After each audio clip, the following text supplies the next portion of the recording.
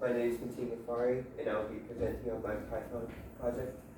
So the goal of this project was to familiarize ourselves with the language and to use tools such as APIs and libraries.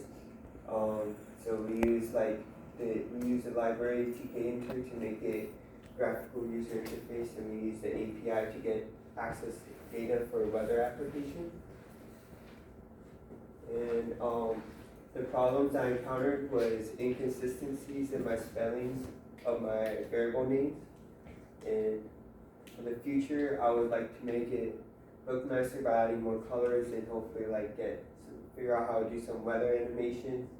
And I would also like to learn how to add widgets to show more weather specifications.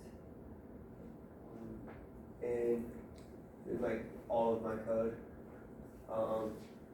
I'll explain these lines right here. So it's getting a date, and then it's using the split function to split it with a hyphen, and then we put it in a formatted object with the date, year, date, and month and day, year, month, and day, and then we format it with the weekday, and then for my project, that's how it ended up looking like.